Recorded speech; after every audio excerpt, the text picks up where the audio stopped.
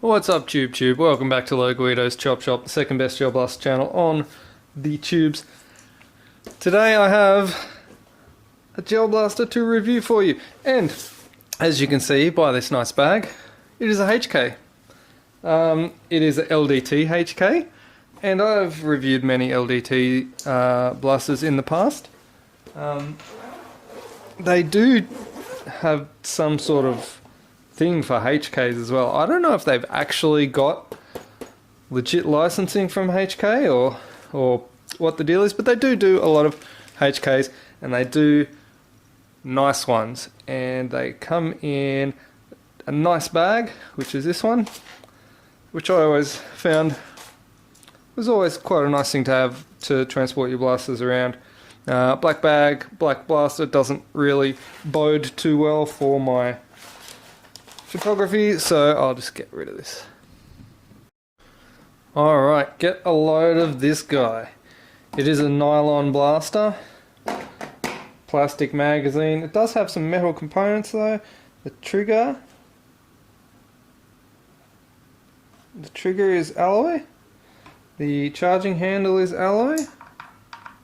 The bolts are steel, and the flash hider here appears to be steel as well. My magnet is sticking to it. There is also the little bits of gas tube that I can see poking through the handguard that appear to be nylon. There's a spring in there that could be some sort of steel as well. The magazine is interesting. Look at that. I would swear that looks like it's got real rounds in it. It's got like fake rounds, and if they've even gone to the effort of detailing a fake spring in the bottom of it. That looks really cool. I'm not into making things look hyper realistic. I like it to look realistic, but like to the point where it looks like there's real rounds in the mag is probably a little bridge too far for me. But you know, it is cool, and it certainly looks the part. This is a G36C, in case I did not already mention this. It is the nice compact CQB version of the G36. It is a beautiful looking rifle. LDT is one of my favourite manufacturers for gel blasters. I hope that I have made no qualms in like making that known. I think LDT really nailed it in gel blaster manufacturing in the early days. They were probably the first people to actually get the V2 gearbox to actually operate, and then everyone else pretty much just copied them. Just about every V2 gearbox now is a copy of an LDT V2 gearbox, so props to LDT. Before that there was Gen 8, so don't get confused with Airsoft either, because that's a different beast altogether. But yeah, V2 existed in Airsoft much earlier than even the Gen 1s, 2s and whatnot. But LDT were like the first people who actually got it to work in Gel Blaster world, so props to them. This, having said that, is probably not even a V2. This is probably a V3 gearbox because of the shape of the blaster being that of a V3 variant. But nevertheless, LDT were there in the beginning. They designed it, they got it done, and everyone else kind of came after. And I think despite the fact that a lot of the newer blasters we have more airsoft roots, whereas the LDT ones seem to be manufactured from scratch from gel blaster roots, I still got a lot of love for the LDT. And even though it's a nylon, it's a very high quality nylon. And I mean, it's not too dissimilar from a lot of the HKs, which use a lot of polymer parts anyway. So yeah, let's not get hung up on metal versus plastic. The stock It's a nice folding stock. Let me spin that around there for you. It's a nice folding stock with a big solid release button there. You have select fire from 1, 2 and many, and that is ambi on both sides. If you move one side, it moves the other side. It's real crisp. It's nice. I like it. It's good. You've got your ambi charging handle as well. You can flick it to that side or to that side, whatever works for you. Obviously, when you pull it back on this side, you are exposing the front of the gearbox. You can see what's in there. It is a nylon box. Again, not to be sneezed at. Well, nylon's good, man. Like, a lot of people will wax on about how they want metal this and that, but those cheap cast metal gearboxes do crack, and the nylon ones, in my opinion, probably stronger. Just putting it out there. So yes, a nice nylon gearbox, nice nylon blaster, good quality moulding and everything on this. Nice. It does say licensed trademark of HK. So again, I don't know if they China is China, so who knows if they actually do it for real or if it is actually a licensed trademark. I don't know. But again, with the magazine, you can see they've got these little knobs on the magazine, which is true to the G36 magazine. It means that you can stack them together. As pictured here, you can get a group of the G36 magazines, stack them together, and then you can just work your way through those mags like your Angelina Jolie in Salt. So let's take a look at, actually, let's load it up and chrono it. I've actually had the pleasure of using this in games, and like I actually really enjoyed using this. This is a really nice blaster to use. So I've used it in anger prior to me making this video, which is very unusual because usually I get it out of the box, make the video, and then I'll go and use it afterwards. But this one I've actually had sitting around for some time now, and I've used it in games, and now I'm making a video, partially because I'm a little bit slack, but also because I've had other things going on. Nice, thank you.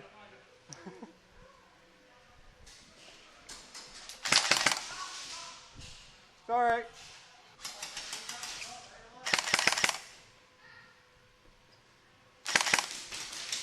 There's one just down. Oh, hit! Go! Hit!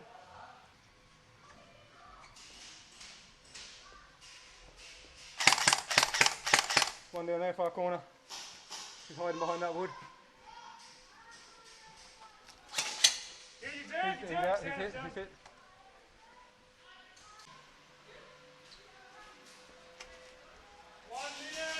I'll be there.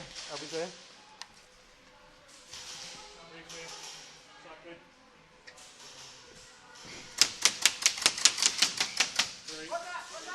Hold on, wait. I'm moving.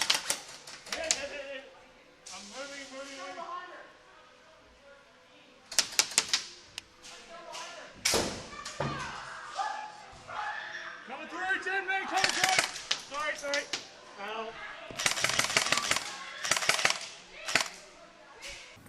I will load this up now and we'll get some chrono figures from this bad boy.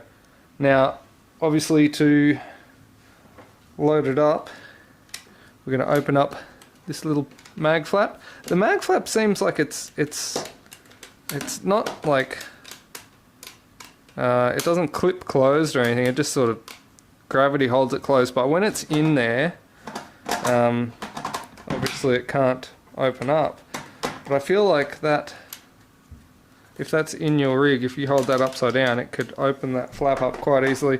I got 4 mags here and they are all the same. So I guess they've got it. If you're going to put them in your rig, you want to hold them upright. Otherwise, all your gel balls are going to fall out if you look at them in the wrong way.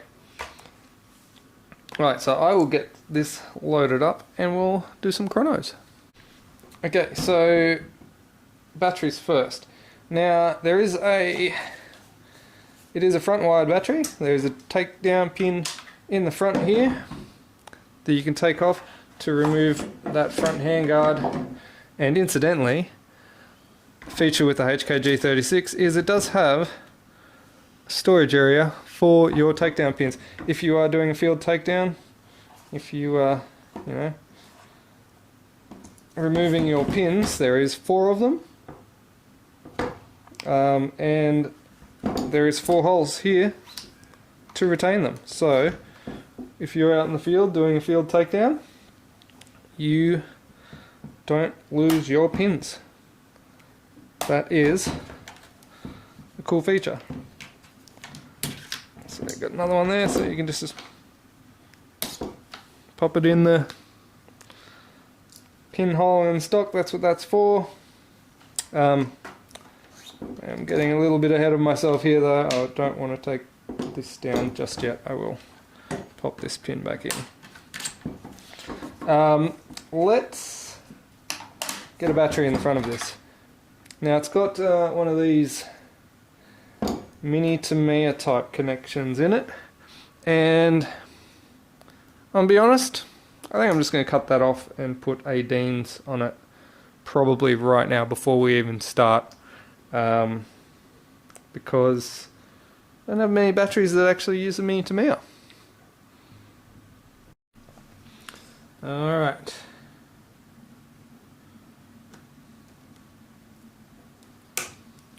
Just gonna lose that. Got some of this heat shrink.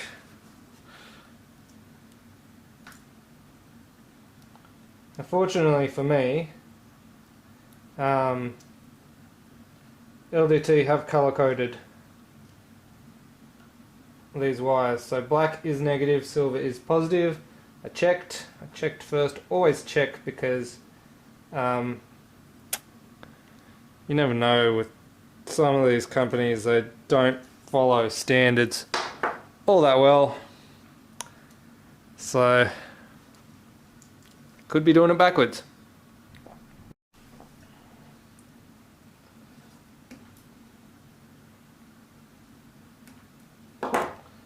Alright, got those wires trimmed away, and now tin them up.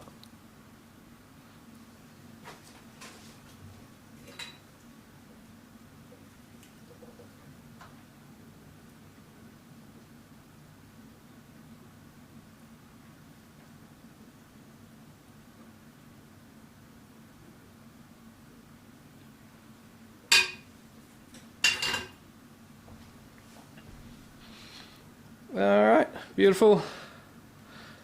Tell your mum. Alright, now there is a negative and a positive determined on the Deans. This is the negative, this is the positive. It's worth paying attention to that. And I'm going to put a little bit of heat shrink over these as well. Okay. The heat shrink. Haven't given myself a lot of room to play with here, but I'm going with black on black, so this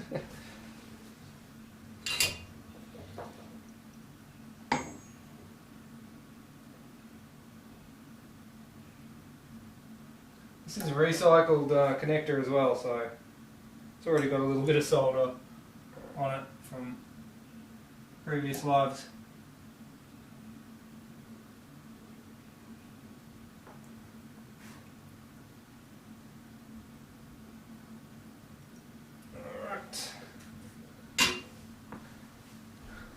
this one. I'm going to change the angle for the positive, just because I want to.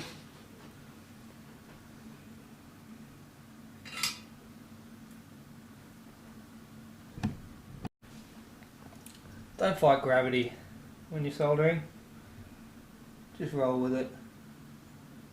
Let gravity be your guide. Now I can't even see if that was actually a good connection or not because I'm behind a tripod. I have a feeling that it wasn't that great, so I might actually redo that one. Vary my angle of attack somewhat.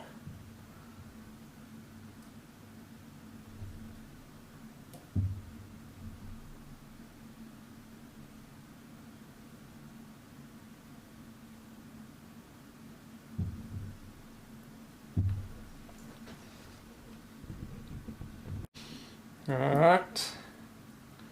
There we go.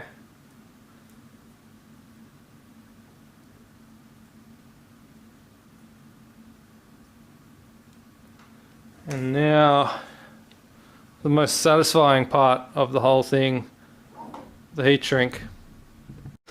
Something to be said for a good heat shrinking.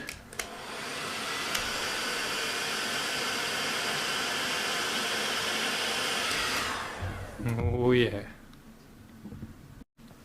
Alright, now that I've got a beans on there, got a little bossy lipo which just fits perfectly in there. Now you run your wire down there, connect her up,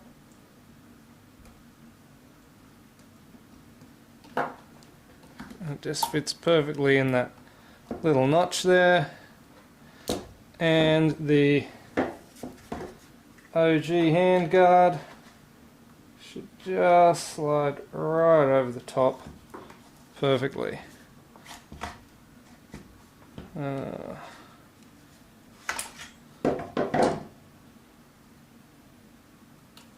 If I've managed to tuck everything on there.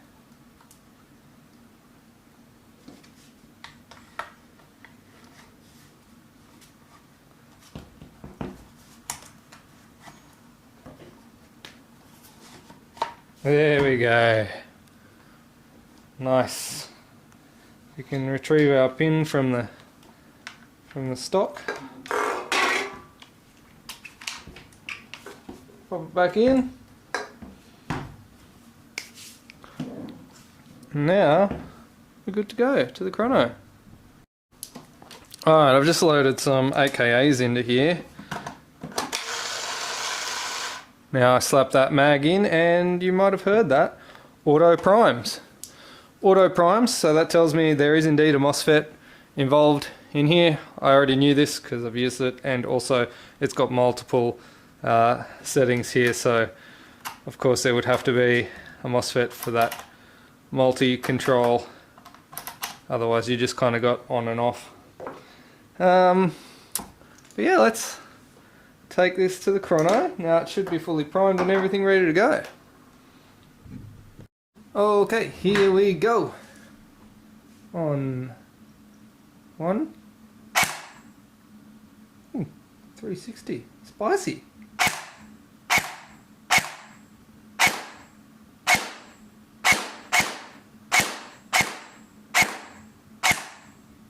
Alright, let's give it a 2-shot.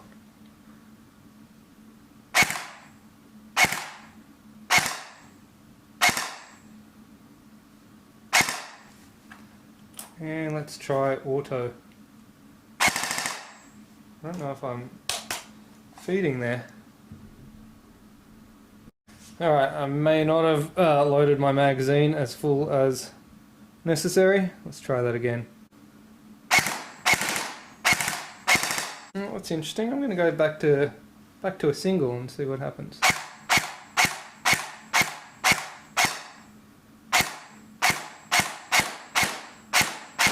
Well, that's weird.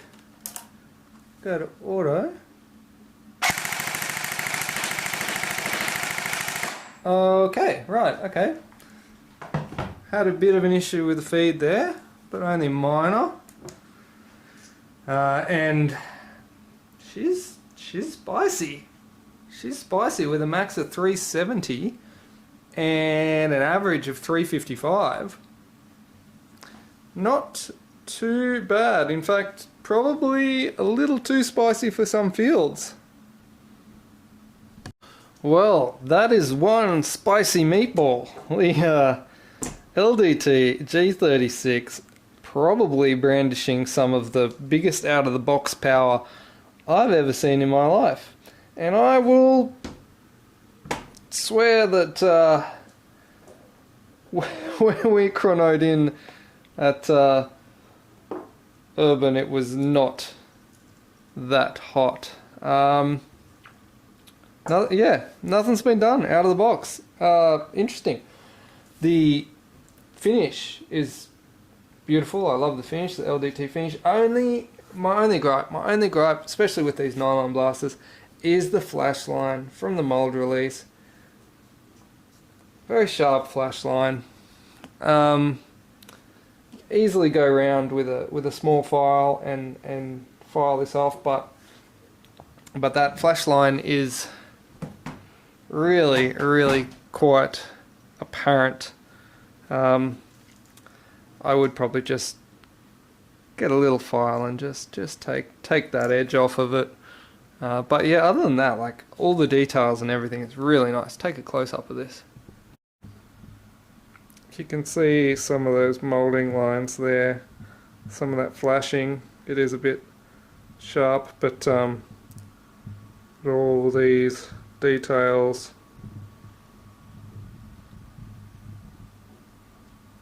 all very nice.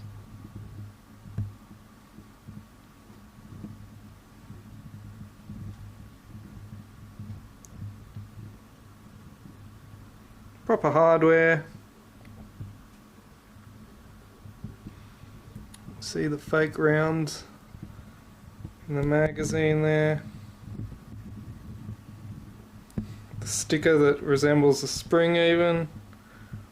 It's all very cool looking. One of my favourites, the G36. It's a timeless design, isn't it?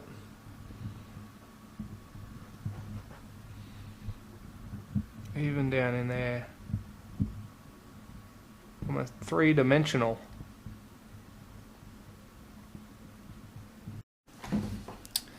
Does have a adjustable rear iron sight there. It's got that standard HK circle, I forget what you call it, that circle sight at the front there. Quite nice. Nice pick rail across the top. That is nylon. You do have steel bolts retaining it. I think let's take this down. Let's tear it apart and have a look how it ticks. This is, yeah, spicy. Whew. All right, we will start at the front end. Actually, I'm just going to use this plastic lever to push some of these pins through, because they are quite tight.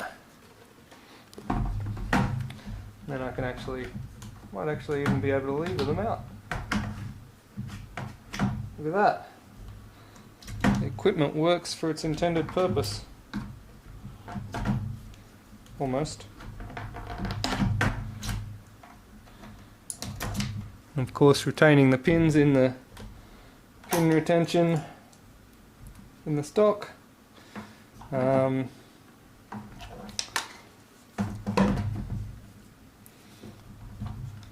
will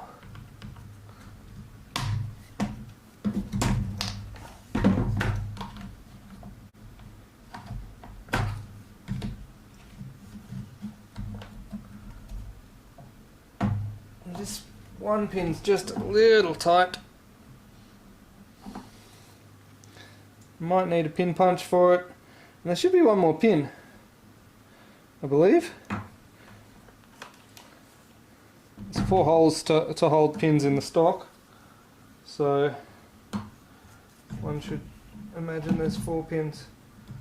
I am going to remove this and remove the front handguard and remove the battery, of course, for maximum safeties. This has got some weight to it. This is solid. These have got to be steel. Are they steel? No, they've got to be alloy then. They must be solid alloy rails, because that has got like an unnatural weight to it. It is quite heavy. Now, I need to get this pin out. Alright, got it. 3 of the 4 pins in the stock. Where's the 4th pin? Alright, so now this, let's see. We've got those pins there. I think this magwell drops out. It's been a while since I pulled a G36 down. I think the magwell should drop out, and then this upper should sort of tilt off. I've got a feeling the magwell's got to come out first. There we go, magwell. Okay, so the mag release needs to be pushed to allow that out. There we go. There's the magwell. Now the magwell is actually retaining the wires for the feed of the magazine. So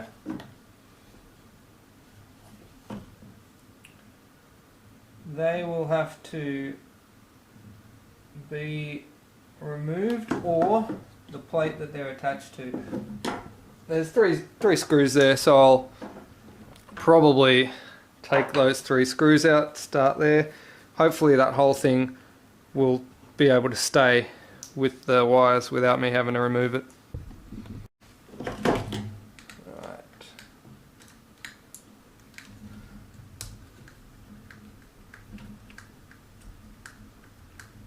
One.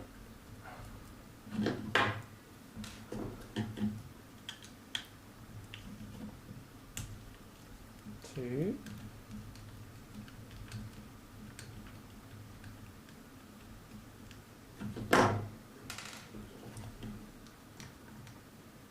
3.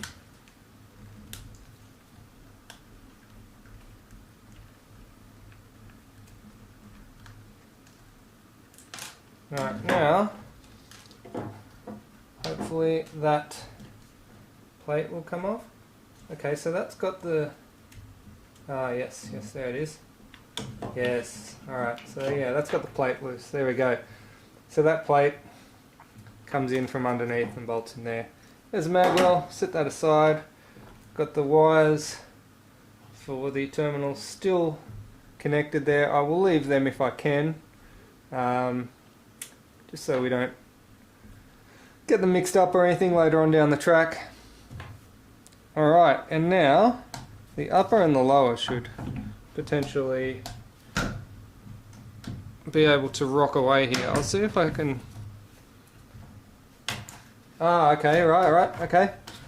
Fold the stock here, and we've got the removal of the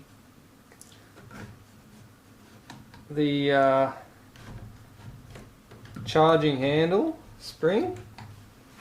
That slides straight out the back. That's nice. Okay, nice and easy. And then what have we got here? This looks like it should be able to just slide out, maybe? Or do I need to remove the spring? Okay, interesting. The T-piece and the barrel seem to be... Right, okay, interesting. Alright, cool. We've got that one out. So you have to... The T-piece is sprung. So you have to sort of push the T-piece forward a little bit just to allow enough space for that lower to slide out of the upper. Alright, and that is that. The barrel's in here. I do want to have a look at that barrel a bit closer. It's metal. The outer is metal. Alloy. Yeah, so the outer is an alloy. And I wonder if I can remove this barrel this way. Or is that spring retention mechanism holding it somehow? I'll have to look further into that. We've got the faux gas block tube here, a spring. There's a grub screw holding that to the outer. Might have to do something with that later. Let's have a look at this lower though. The lower is quite interesting.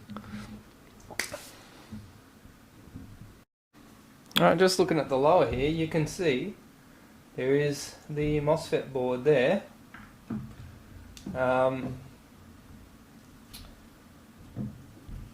The bottom of the motor housing is obviously retained by a screw in the bottom here. I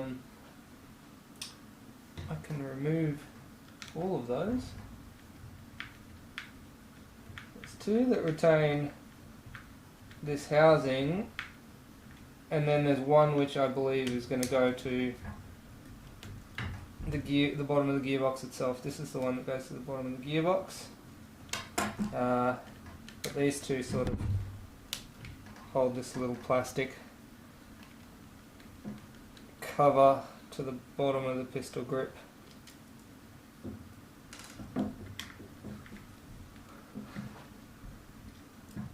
Take them out, take this big one out. I should be able to get this plate off. There we go, just a plastic plate. And there you can see the bottom of the gearbox where that screw holds it in. This Allen screw here, incidentally, is the motor adjustment screw. So you can still get an Allen key through that and do the adjustment with that base plate still on if you need to. Alright, that's kind of cool. So it appears like here we do have some kind of recoil. So the actual charging handle portion does appear to hold some recoiling ability. Oh, that is to make your ejection port cycle.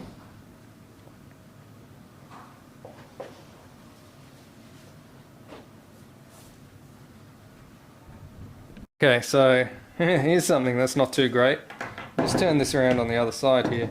This wire appears like, I feel like it should be tucked down under here and in there, which it probably was, but it seems like it wasn't tucked down enough, because if you look over here, particularly along the bottom of this, there's a lot of black rubbery gunk on the bottom of this, which seems to line up with this here.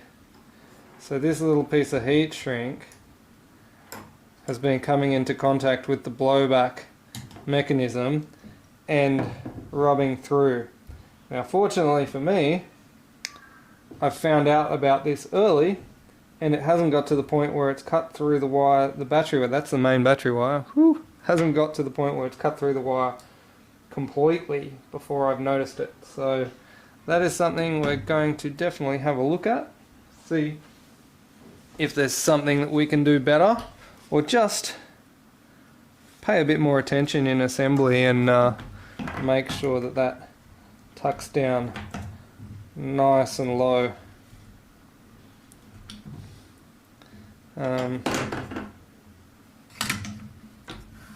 Yeah, see if that's up here, then that should be nowhere near that wire. Really should be nowhere near it. In assembly, they've obviously not tucked that down low enough, and it's popped up there. And then we've had a bit of this action going on. So this has got to tuck down nice and low. Make sure. I am going to get another piece of heat shrink and go over the top of that and repair that. These wires, fortunately, as I said, the wires haven't been touched. It's just the heat shrink around the outside that's been damaged. So caught that before any further damage could occur, which is good. There's a little bolt release button down here, but I don't believe it to be functional. Oh, I could be completely... No! It is a functional bolt release. So...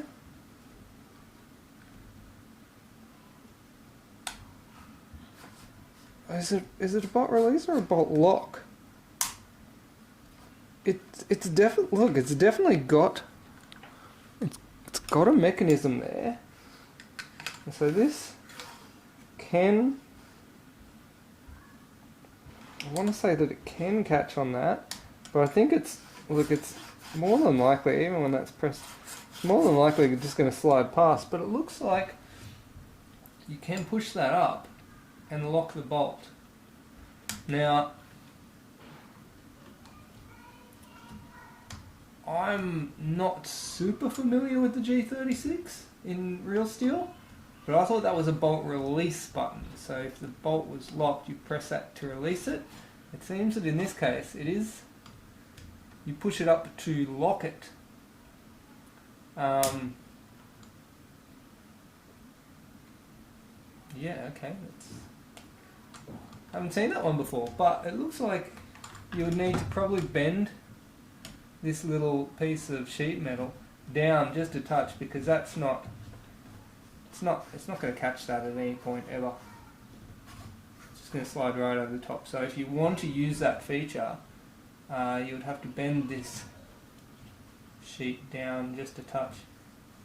It's an interesting addition though, that they would even bother to put that in, given that it serves literally no purpose. No purpose whatsoever. Interesting though. Alright, I'm going to work on getting this thing out of the lower. First I will unscrew this screw that sits on the back of the spring retainer plate, and then I will release the spring from its gearbox. There it is. That is a hefty looking spring. This is not standard. This looks like an M120 or something to me. This is at least an M120. I'm calling it. This, I wonder if this was like a factory upgrade. I wonder, maybe not so much a factory upgrade, but a shop. I wonder if the shop that this was purchased from whacked, because that looks like an SHS. I'm gonna say that's an SHS. M120 or thereabouts. It does not look like a LDT factory spring, because I know what an LDT factory spring looks like, and I can show you, in fact. Alright, so factory LDT spring looks like that. Okay, editor's note here. I was just editing the video. Eagle-eyed viewers may have noticed that this spring that I grabbed here is not a factory LDT spring. This is actually a factory modifier spring. These are factory LDT springs. So in my haste, I grabbed the wrong spring out of the box, but you can see there is definitely a difference between the standard LDT springs and the SHS spring, which is clearly in the blaster. And an SHS, this is an M140 in this particular circumstance, but an M140 SHS looks like that. So that Like I would try and find someone who would bet against me that that's an SHS. That's 100% SHS. It is not LDT. That's been upgraded. I would hazard a guess that that's at least an M120. This particular one's an M140. Yeah, I'd say that's an M120 or 130 or something. Definitely not the factory LDT spring, which explains why this thing is so spicy. But this did come from a shop who's renowned for it came from Watt. So there you go, shout outs to Watt. They do a little bit of upgrades and stuff in their blasters, I think, so maybe they spiced it up a bit. That's my only assumption. Now, I feel like this pin here is still retaining the gearbox in the lower, so I'm going to knock that out and then we'll see how we go. Put that up on a block.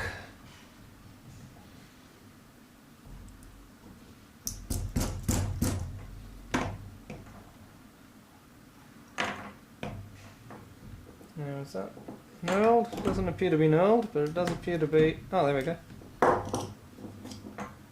Nope, not knurled. Just a tight fit pin. Alright, so... Now with that pin out, I feel like... Yeah, there we go. Should be able to get this out. Now there is obviously the selector here, which is also ambi. You can see the ambi gear there. So I reckon this is probably just got to... You might just have to follow it out with the selector. There we go. There we go. So it seems that the 2 position is the best spot for getting the gearbox out, just because you've got that little slot there for it to ride in. This pin here rides in that slot, and yeah, looks like that's pretty much it. So the trigger, this little micro switch here, the trigger, and then the select fire seems to be all operating on this little doodad here.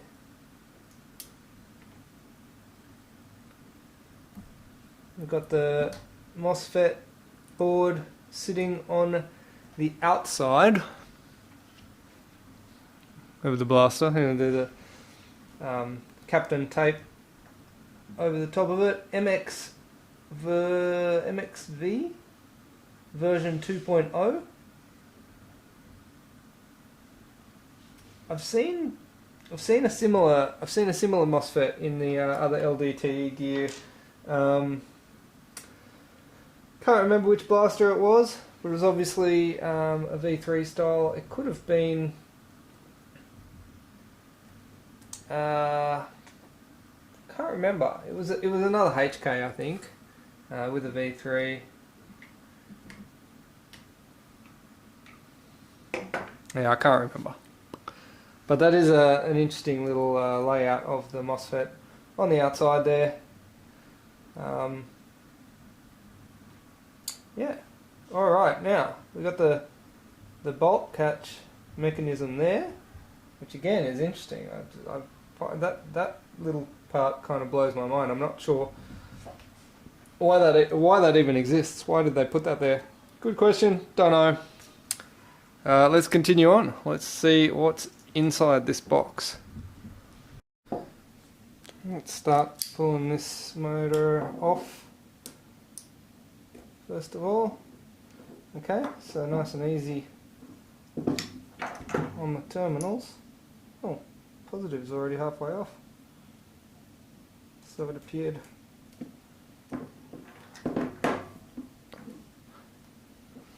Alright, so number 2 two? I want to say two.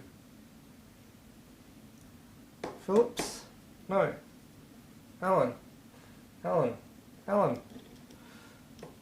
2mm Allen. So I should be able to get these out and hopefully, hey, drop the motor out. Good to go. I'm just going to leave that there. Oh, that's interesting. Bit of a shard of metal there. Not sure where that came from. Bit of manufacturing chard. It's not a tooth from this motor because it looks good. Grub screw appears to be in place there. That looks in good nick. Yeah, bit of manufacturing chard. The motor it looks like your average. Looks like your average, but it's a short. It's 480 short, obviously for a V3. Nothing too high speed or anything. Let's just crack on with all these other screws. Hey, oh, I'm gonna have to get this bolt catch thing off. So that one is Phillips screws for some reason.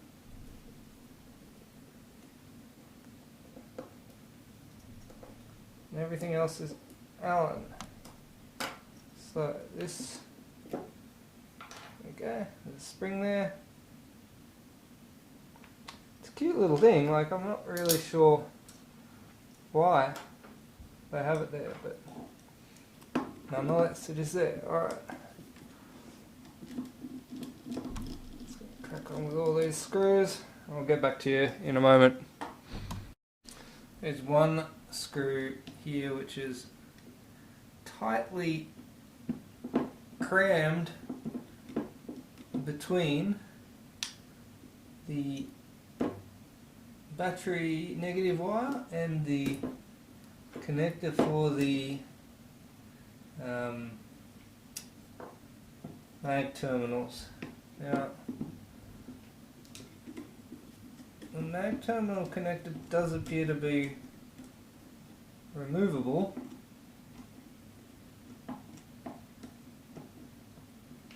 but also appears to be a bit of a pain in the ass, so I'm just gonna roll with leaving it on and taking the bolt out. Interesting, the top half of the gearbox has already started to come away. One of the bearings has stayed with the gears, and everything else has come with the top half. I was not sure if I needed to take this little tag off or not, but obviously I don't need to, so I left it on. I'm not even really sure how that works, to be honest. Like it's gotta get some sort of input to the sector. Look, I don't know. Spacer here for that guy, and these guys came a little bit adrift in disassembly. Now, standard looking AR. There's some shims here. Looks like someone cared enough to do some, you know, a reasonable job shimming. This bearing should probably have remained in the top half of the box. That's where I would have liked him to be. Seems a little bit loose in there. That's alright. Let's take a closer look at these gears. They look like a pretty standard set of sintered gears. This is the reciprocating blowback plate thing for the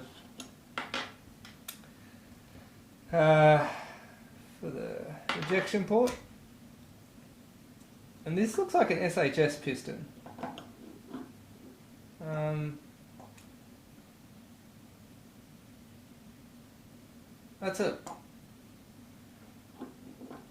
That's an upgrade, I believe. That doesn't look like your standard LDT gear. We've got a ported cylinder here. It's probably about 60-70%. I can measure that port for you. The compression isn't amazing. Oh man. Compression's not good and she's still so spicy. I wonder if I change that O-ring how many fields aren't going to let me play. So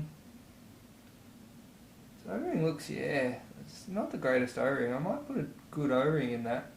It does look like a good piston though. That's a good looking, it's a nice looking rack. It's definitely an upgrade from the standard LDT. The standard LDT gear is not that good. This cylinder head looks like an upgrade as well. Let me see if I can just pop this out. That's been upgraded. That's not a standard LDT bit of kit. And this appears to be really well held on to the tapper plate there, but that nozzle appears to have an O-ring in it as well, which is good. This, despite being aftermarket, I'm not convinced that that's got the best seal. It's a pretty reasonable seal, but it's not great. Like, I feel like that could be improved, and I'm kind of worried about it. Like, if I improve that air seal, jeez, we're gonna be making some big numbers, I think, which is almost a bit of a concern. All right, yeah, everything else here seems pretty standard. I'm gonna play around with that air seal.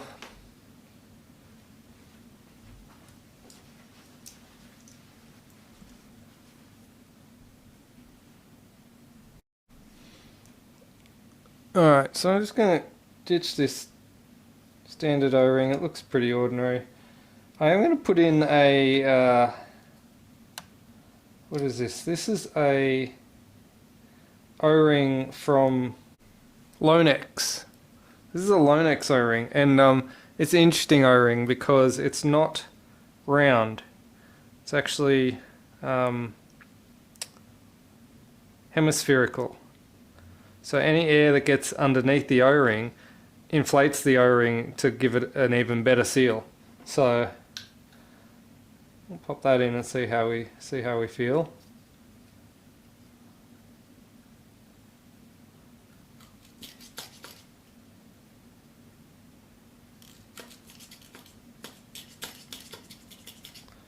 It feels better, but it also feels like this seal around here isn't doing itself any favours either.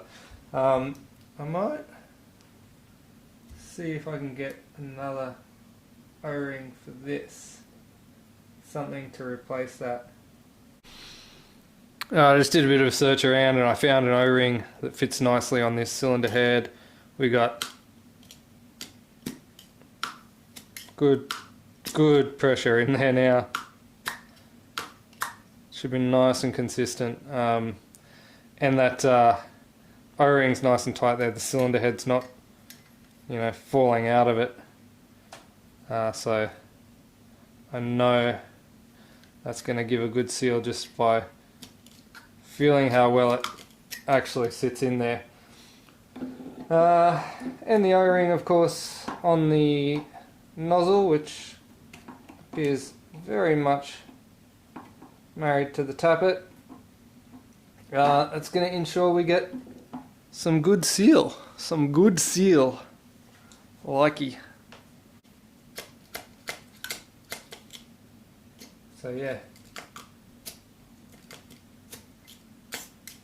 given that it is, like I said, it is a ported cylinder there, that's pretty wild. Alright, cool. I'm good. I'm good with that seal. I'm happy with that.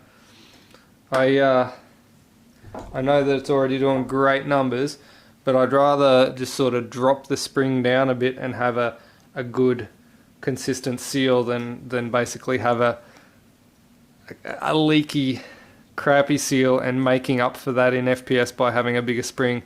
You just put more strain on every other piece of the equipment. I don't know why this nozzle seems to be really well stuck to the end of that tablet plate. I don't know if it's glued there or what. It doesn't seem to want to come off, but you know, I don't really care too much. A little bit of grease on the gears. It's like a sticky grease though, and I think you don't want anything too oily in here, particularly with the MOSFET. I mean, given the MOSFET's on the outside of the box, it probably doesn't matter too much, but oh, it's got a magnet. Right, okay. I was wondering how it was doing the cycle detection. So it's got a magnet there, and obviously in the MOSFET in here somewhere there'll be a Hall effect sensor detecting that magnet. That is how it detects it. I was wondering because I couldn't see anything for any switch or anything for the cam to run on to determine cycle detection, but it obviously does it because that's how it does multiple shots, like 2 shots and single shots. Alright, I am going to whack this guy back together. That does, yeah, see, this is how it works here. The piston does actually pull this guy back. Like that. Yeah, alright, anyway, I'm going to whack this back together and I'll see you guys once I'm finished. I'm just putting this thing back together and I'm taking another look. I'm bolting this catch back on. I'm taking another look at this because I love a good mystery. I do love a good mystery. And I'm looking at it. I'm like, how's that ever going to catch that? Like, it would have to be angled down like that, right? And then I'm looking at actually where this MOSFET switch and everything is, and if it was angled down like that and it was going back and forward, it's gonna be running straight across the top of this board, and it's gonna damage stuff. And it's then when I kind of looked at this, and I realised that that's actually been modified. That the catch part has been cut off. You can see where it's been cut off there. Not show up in camera. It's been like ground off or snapped off or something right there, and so the actual catch part is no longer there. Catch part looks like it would have been bent off of here at 90 degrees, and it probably would have run back and forth, maybe even in this slot here or something, and then for whatever reason would have locked on that if you decided to press that up for no real reason whatsoever. But the addition of this MOSFET board has obviously required them to remove that, so that is gone. So, I mean, mystery solved on what this is for, what it does, how it works, but yeah, it's not ever going to work with this MOSFET board because you just can't run a piece of metal up in there when you've got your sensors and whatnot. Hall effect, they are the Hall effect sensors in there. Yeah, so maybe on the mechanical version you could lock that back. Again, it's pointless, it doesn't do anything. It's just for shits and giggles, I guess. Anyway, continuing on. I'm going to drop this in the lower and everything and get it back together. Alright, as I'm putting this back together, I've realised, for starters, I forgot to do a few things, like measure the cylinder port. So, it's about 38, 39 millimeters back. And the barrel, I never got the barrel out to measure it either. I've realised now that that spring mechanism that we use to get the gearbox out or the lower out easily also is like a bayonet fitting. You push it in and shift it 90 degrees and then you can just slide the barrel out. So we'll get that barrel out, take a look at it.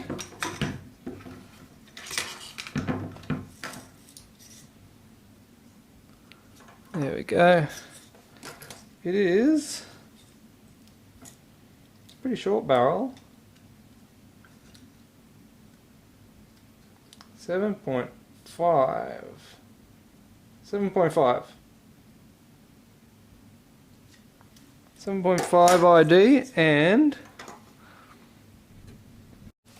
the length is 24, 240 millimeters. 24 centimeters, 240 millimeters. So, and yeah, that, if you couldn't see before because I was zoomed in too far, that sort of just bayonets into that fitting there. So obviously you've got to make sure that you've got it facing the correct way, like that, so that you push it in and twist it 90 so that it'll lock back into the position that you want, but still got that springiness so that you can pop that nozzle in without too much issue. Don't have to disassemble too much more of this front end. Most of this is all for show anyway, this gas block and all that sort of stuff. But yeah, I also solved one of the other mysteries that I had while I was putting this back together. I was looking at this little tag here that moves back and forward when you move the selector, and I was thinking, how is that actually selecting? And when I got it together here, I worked out it's not. It is in fact the physical safety, stops you from pulling the trigger, but once you get to the first notch, this no longer does anything. What does do something is these two little Hall effect sensors in there. Let me zoom in for you. Hall effect sensors. We've got bad boy number 1, bad boy number 2. So this is obviously for 1 and this is for 2. Matching up with your 1 and 2 red icons there. So when we move this to 1, you'll see that this bit of metal here comes in front of the first Hall effect sensor. And then when we move it to number 2, you'll see that it comes across the second Hall effect sensor. So you see, when these positions are selected,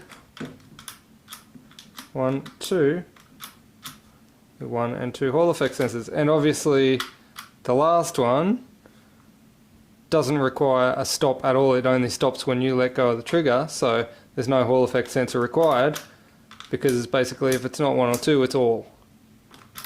That's how I figure that works. And you can see those two staggered Hall effect sensors right there, and it all makes sense.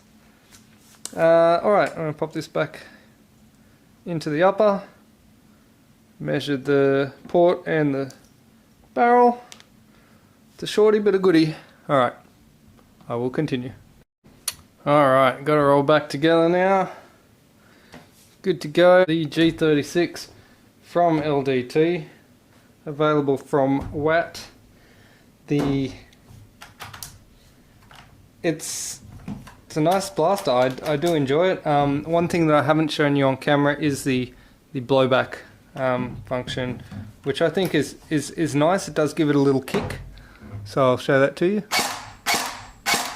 See this whole section up here reciprocates. It's got quite a nice little kick to it, a little bit of a zing. It feels good.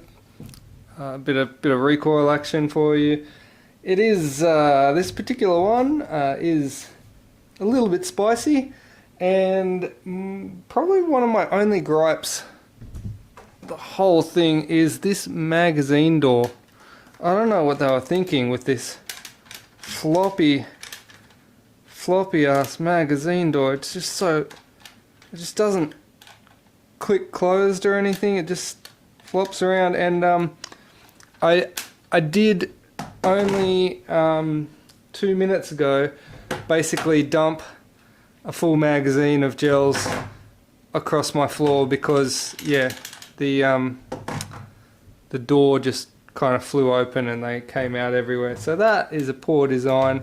Admittedly, when it's in, it's not going to do anything, but when you're carrying spares in your rig, you don't want to have them pouring out everywhere. That's not a great design. I'd like to see something done about that. Yeah, that's probably my only gripe of the whole thing. It's a real nice blaster.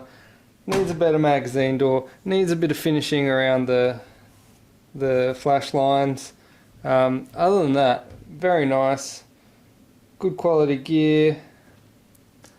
I like the MOSFET, the fire control. You got your 3 different modes.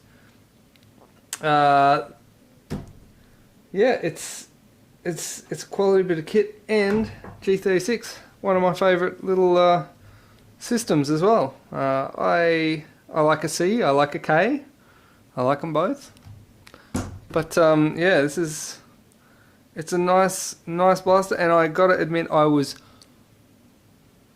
I enjoyed using it more than I expected.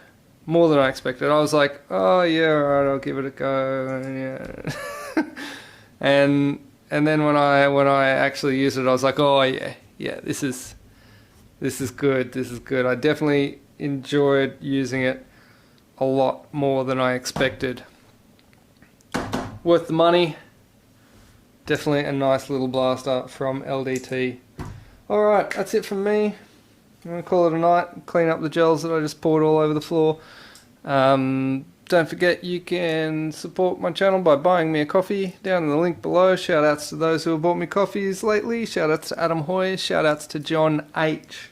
Thanks for buying me coffee. You can also hit me up on FacePage for a patch.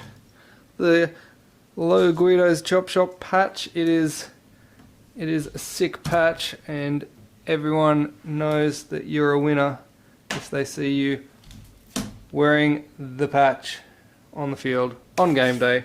Alright, thanks for watching. Peace.